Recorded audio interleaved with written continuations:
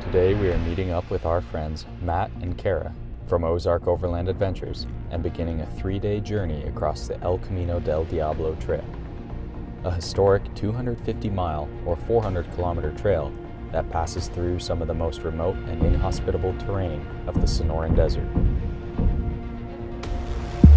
It says not to go off-road here or let pets go, and you know why?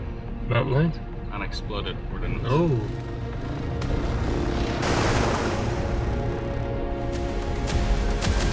There's a lot of warning signs saying there's drug cartel activity, so not a place we want to camp. So we're just going to move on through and get farther away from this whole area. Welcome to another episode of The Epic Family Road Trip. Oh, we're real close here. Yeah, right underneath the Atlas. Oh, okay. Seal that's leaking a bit of oil, so Oh, gotcha. We are following our friends from Ozark Overland, Matt and Cara, and behind me is Dan from the YouTube channel, Dan Vans Trailin'. He's on his KTM 690 adventure bike, and behind him is Carol and Pete right now in the Jeep Worsley, and I'm in the truck, and we're heading through Yuma here to the beginning of the El Camino del Diablo, or the Devil's Highway. And it's got quite an interesting story, which we'll tell along the way. We plan to spend 2 or 3 days crossing this area. It's very remote and very isolated, and so we've stopped at the local store here to get all stocked up on lots of water and groceries, and so did our friends from Ozark Overland, and we're gonna head out there. We don't know really what's ahead, but we're gonna take you with us, and I'm sure it's gonna be a pretty cool adventure. Air down here. Sounds good.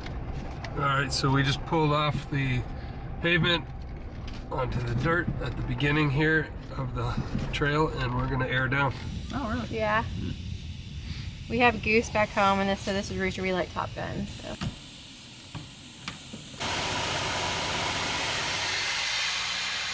So apparently this trail's a mix of some rocky sections, but also some really soft sand. So we're gonna do 50 on the front and the back and see how that goes. Up in Anza with Brad Marco, we were running 60, and that worked great too. We're just going a little bit lower on this trip just to compare the two, and we'll let you know what we find out.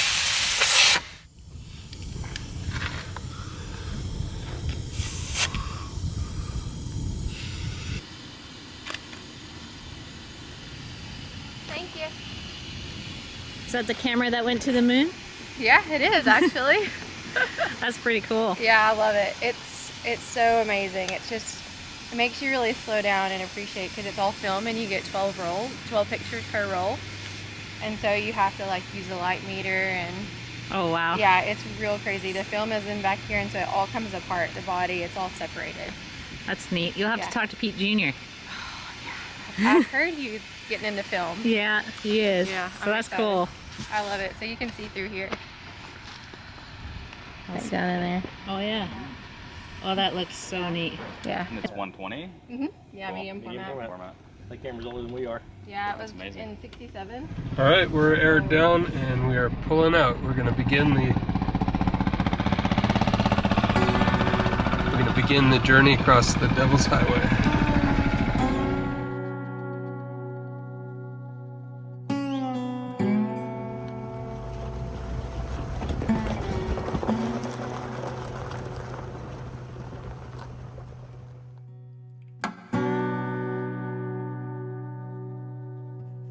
You were trying to see how low you needed to air down to, and maybe this will help you. Yeah, it's a good test right out of the gate. So we're on the trail, and it's pretty rocky in this section. It's beautiful. We're right up against these mountains. We're just going to see if we aired down enough. It seems to be not too bad. The El Camino del Diablo, translating to the Devil's Highway, has a storied history as a trade route, dating back to the indigenous peoples and later used by Spanish missionaries and explorers. The trail's unforgiving conditions earned it its ominous name. with scorching temperatures, scarce water sources, and isolated stretches of desert landscape. Undertaking the journey in a full-size overland truck adds an element of adventure to the expedition. The Baja truck's robust design, equipped with advanced 4x4 features, gives us the confidence to tackle the demanding obstacles ahead.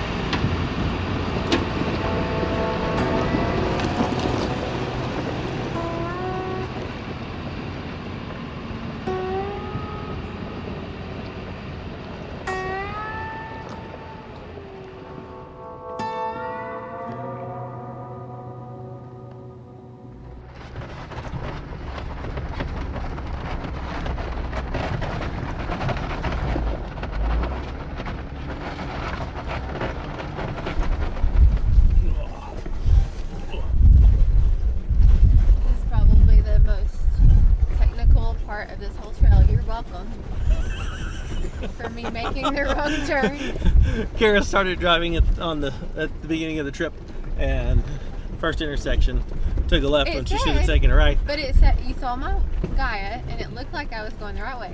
I don't know. Yes, you I was did. looking at my Gaia. You saw it. Stop. So now we're already off the trail. We're not. We're on a trail. Yeah, we're still on. Not on the official El Camino del Diablo Trail.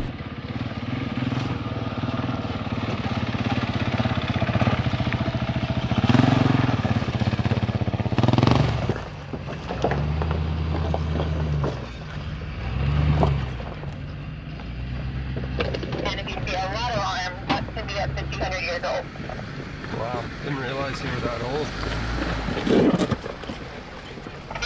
You can hold enough water if they're good enough to not need any more water for up to a year.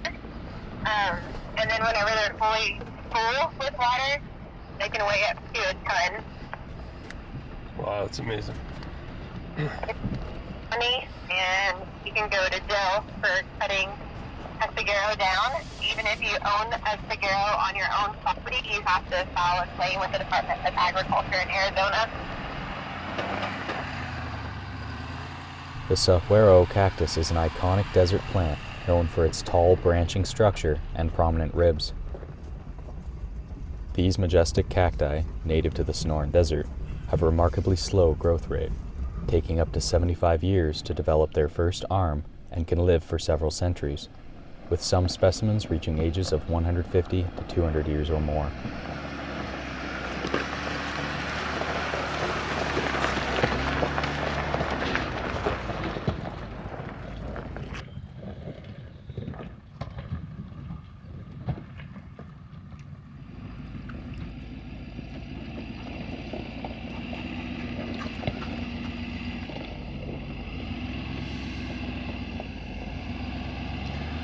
Stay wide, straight, and then now turn.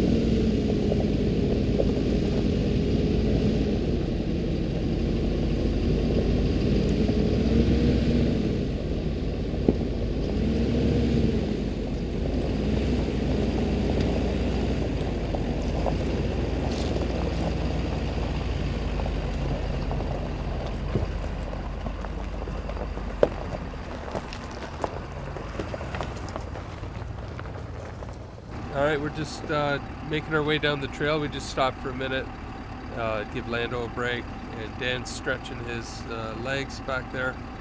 It's been very rocky, very narrow.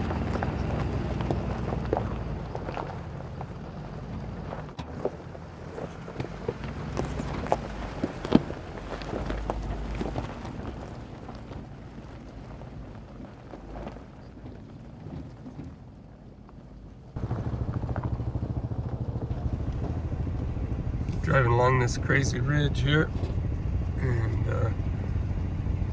trying to make our way back to the main trail. We took a bit of a side jaunt, which was really a side-by-side or a Jeep trail, but the truck handled itself well. But it was definitely the rockiest, roughest road we've ever been on with the truck. Not getting any better. Man, that looks pretty narrow. Let's see what they say. Think the truck will get through there? Yeah, not a problem. Okay. I thought they were stopping because it was too narrow, but looks good. Lando's loving it, and Dan, who moves a lot faster than us, is relaxing up there. Probably got there 20 minutes ago.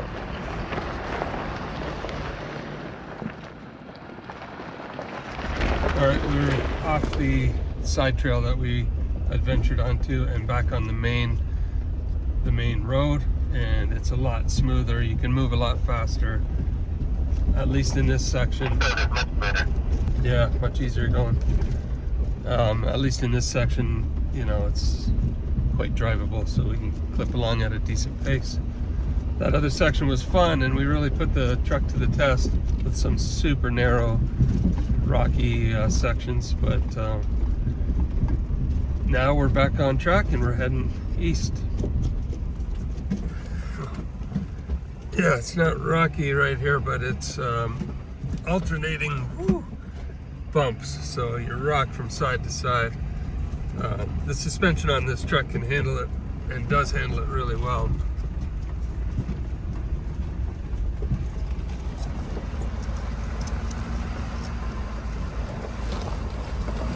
Would they say they're carrying on? Yeah, they're gonna keep going, and apparently there's a mine up ahead, so Oh, okay. They're gonna stop there, maybe? maybe I'll catch up though. I'm just letting my bike cool down, my body cool down. All right.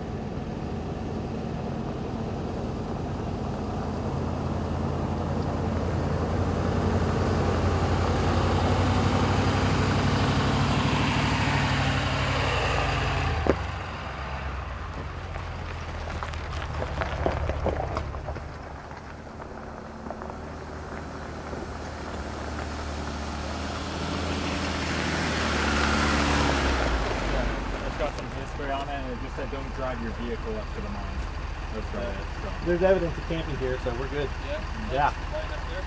Yeah. Yeah, it looks like it's beautiful. We found a spot here by what's called the Fortuna mine. It's an old abandoned mine. And there's a few level spots up here. I think it'll be a perfect spot for setting up camp. Let's do it. So I mean, that spot I'm at now is pretty good. We'll just put a level on the front and the back on the right side, and we should be good to relax. Looking forward to it. That was a fun trail, but we had a lot of things we weren't quite prepared for that rocky of a trail. We had watched a few videos, friends of ours had told us about it, but I think with going on that little side trail, we just threw the groceries in the back, and that probably wasn't the right thing to do, because now going like this, our milk. I just hope the pickles aren't like all over the place. Hopefully not. We'll go see what happens. Otherwise we'll have a nice smelling camper. Oh yeah. Oh yeah. So the pickles didn't break, but everything was had fallen out of the shopping bags, of course. So I'm gonna put the roof up and turn on the lights, and we'll see what the real disaster is. I did see coffee beans scattered around, so I think we broke open a bag of coffee. Maybe more.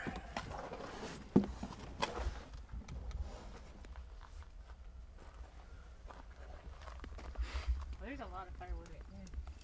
So this isn't a Ross Monster problem. It's we were just in a bit of a hurry, and we didn't realize the difficulty of the road we were going to get onto the trails. But normally every cabinet has a place for everything, so if we had just taken a few minutes and put everything away, it would be fine. And Carol's come up with a real ingenious idea, and she found these little boxes, which she'll show you, and 2 fit perfectly in each cabinet. And then those cabinets have really good locking systems on them, and so when you do it that way, it's foolproof. So we learned a lesson today. I think it was my fault. I was in a hurry to get out here. We'll let Carol take all the time she needs next time to put things away. But no damage done, nothing broke, it just scattered out a bit. I need to reorganize anyways, so no biggie. Oh man, There's a ton of firewood.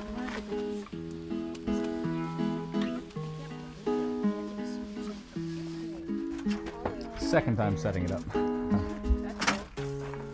first time was with Brad last trail, right?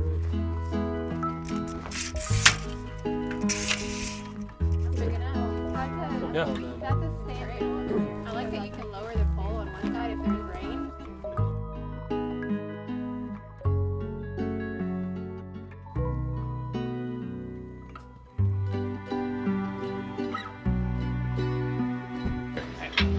Alright guys, we have Cara and Matt here as our guests for dinner tonight, and we're making Caitlin soup. That's basically a kale soup with some sweet potatoes and onions and hot sausage, a little bit of garlic, some chili flakes, and some just seasoning that we have in there. But Lando's pooped. He was running a lot today on the rocky trails, but he did great. But yeah, so we're all kind of hungry now, so I'm gonna get to it. The last broth of my sister's, so it should be really yummy. It's all in the broth. So I'm just gonna toast up some bread to go along with it and top it with some Parmesan. I don't know how hot you guys like it, so there are chili flakes to go on top if you want. The carpet. I will want chili flakes, but he won't be able to eat it. Hot tamales. You gotta eat it with the bread. Oh really? Yeah. Oh, from your sister's garden? Like farm. Yeah. Oh yeah, you can't get buy that in the store. No, that's why it makes it so good. Oh my gosh. Well, now we can't recreate it. We've done it a bunch. You can do it with the other stuff, but we just got back from the Oregon.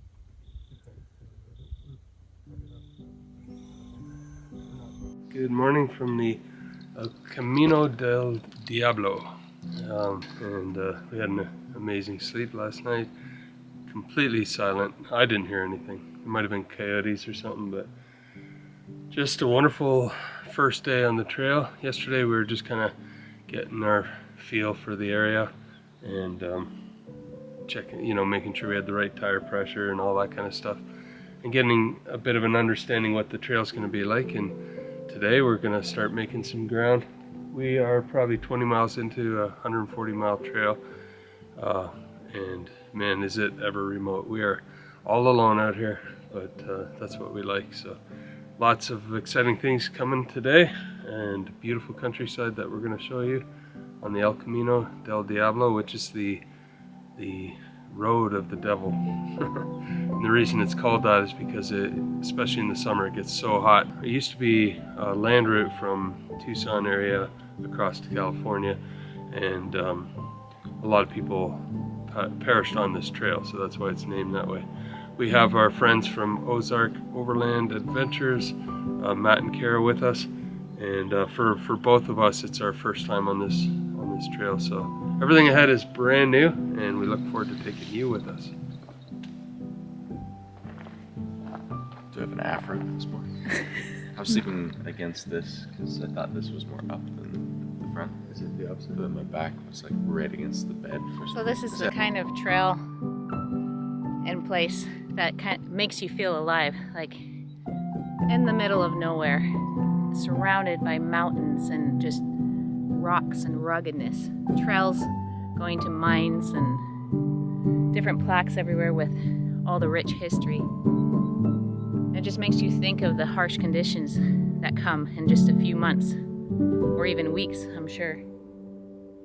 But yeah, it's been a lot of fun to be out here doing this and exploring. There's something about exploring new places that you don't know much about, but you're learning as much as you can along the way. It's a nice view up there. It is. Lando makes going down this shelf rock so easy. I should have brought a backpack for my camera. It kind of just crumbles around you.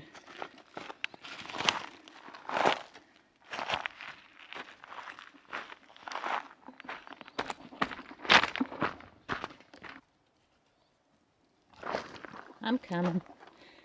Just a little bit slower.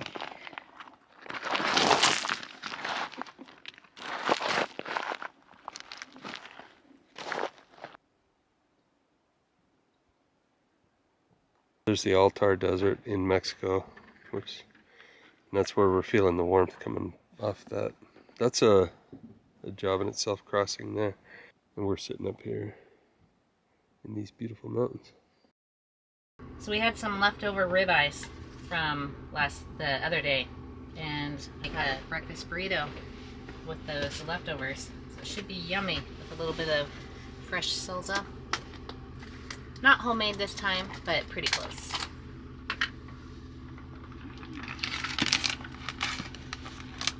Ooh, some avocado would be good too.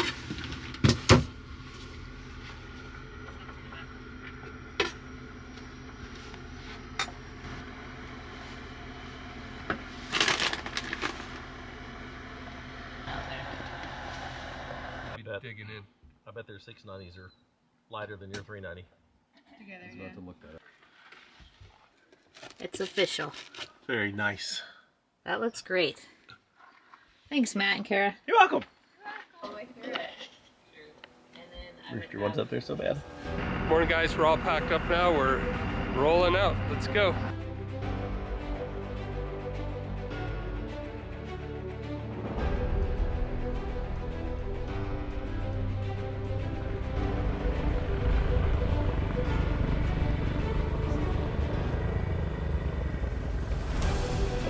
Heading up to these really cool water tanks up there. It's a tight little trail. Hopefully there's room for me up top. Nobody's told me to stop, so I'm just gonna keep going.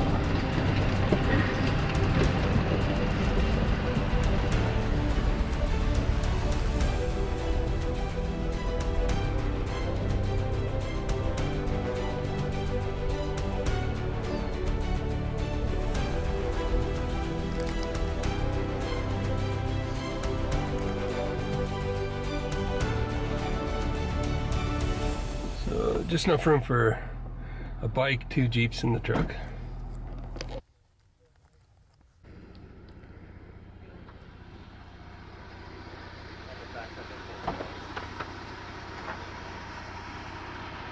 So these are the water tanks that we're heading up to check out. Any water in there? I wish. What movie is This Is Suffering from? Is that 100% Texan? Everest. Right. You see Pete down there carrying his camera. He came from way up there to get the shot. It is a reservoir, but I don't know what it was used for. I think it would make a killer swimming pool. I would. With, you know, you can do some cliff jumping up there from that rock and dive in. That'd be amazing. I mean, after a hard day of working the mine, come up here and take a swim. That's what I'd use it for. Pete made it all the way up with the camera. Hey, he was confident. Yeah. Just amazing to see something like this in the middle of nowhere. Careful, Lando.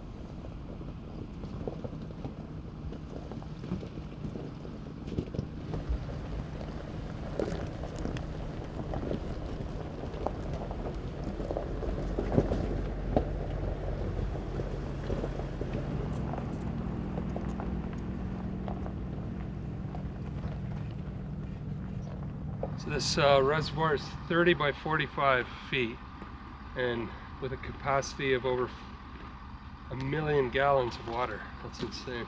We saw the remnants of two rusted out steel pipes, and they could pump 500 gallons per minute.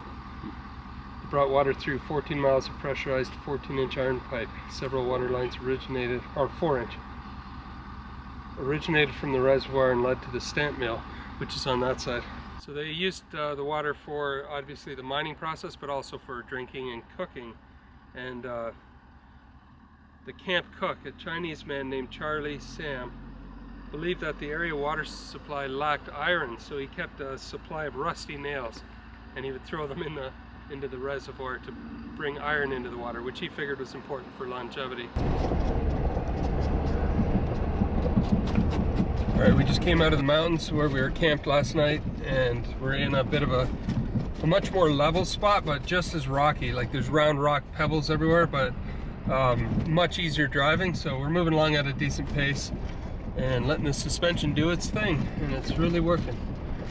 So we're in this flat area, but just beyond is Mexico, and that's I think called the Allard Desert. I'm gonna look it up and get the pronunciation correct, but it is a huge sand desert area, which in itself is a great overland route. I think Clay and the XO folks did it once with Odin, the Jeep, and a couple of Toyotas. So we can't get there now, obviously it's across the border, but it lays right in front of us. I'm talking to our friend Pete Holcomb, who did this route. He said there are some sections of sand. I'm not sure if we're coming into them now, but they're coming up, which can be really deep. So no problem probably for the vehicles, but for Dan on the bike it might be a bit of a workout, but I'm sure he's up for it. Yeah, look, we're here, and there's the border, and there's the altar. Wow. Right on that whole area. Big dunes and everything? That's an overland trip for the future. Mm-hmm. We'll have to have lots of water, and well, not too different from what we're in right now. But it's funny, other than the difference in obviously flora and fauna, this is very African, yeah. If only an elephant was going by. Right, that's what you'd see, or a giraffe or everywhere. And that's cool. Yeah. So we'll consider this preparation for our trip to Southern Africa someday. We recently started using Onyx Off-Road as our main navigation tool. For this trip, we imported the GPX files for the El Camino del Diablo, and we are now following the trail on the Onyx app. We will be recording our routes and waypoints as we continue traveling, and will make them available to you on patreon.com. It says not to go off-road here or let pets go out, and you know why? Mountain lions? Unexploded ordnance. Oh, okay. This is a We're going through range, the right? bombing range now? So, Lando's inside. I just watered him, but Wow. it's a pretty legit reason not to go Yeah, off. I never expected that. Yeah. Okay. Yeah, let's not explode any mines. We're on the section of this which is an Air Force base, and they say don't go off the road too much at all, really, because first of all, there's unexploded ordnance, it's a bombing range, and we just saw a laser range as well where they're testing lasers, so we're just going to stick to the trail today. Join us next week as we venture deeper into the remote and rugged Sonoran Desert, attempting to successfully navigate the El Camino del Diablo, the Devil's Highway. And in the meantime, We'll see you down the road.